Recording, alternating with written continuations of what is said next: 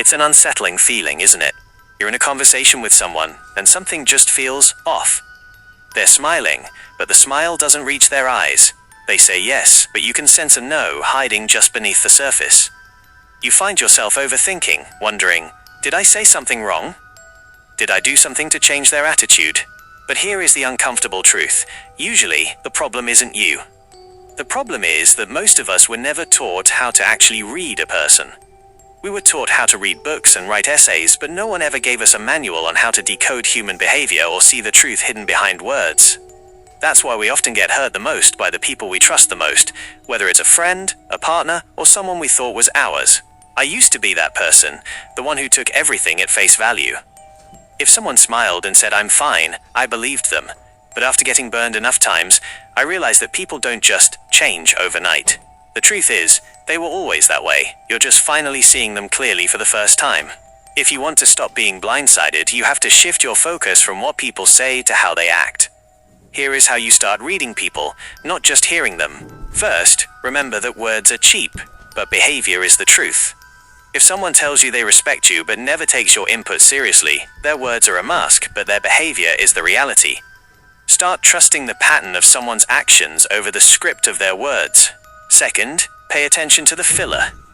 When someone is lying or hiding something, they often over-explain. The truth is usually simple and concise. A lie, however, needs a story, a justification, and a performance. If someone is working overtime to convince you of their innocence, they're usually managing two things at once, hiding the truth and constructing a narrative. Third, watch how people treat those who can do nothing for them. It's easy to be kind to someone who holds power or influence, but the real test of a person's character is how they act when they don't need anything from you.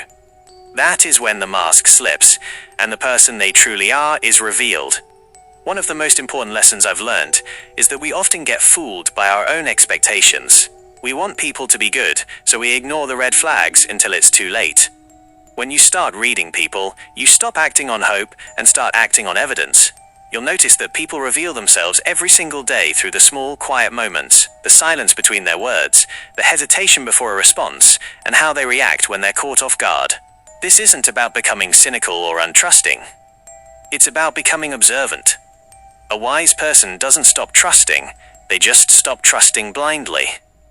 They keep their eyes open. They hold their boundaries firmly. When you start paying attention to these patterns, the world changes.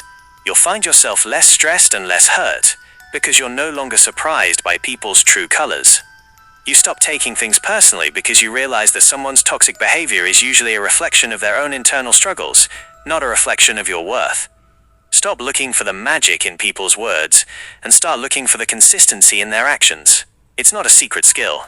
It's just the habit of paying attention. And once you learn to see, you'll never look at people, or yourself, the same way again.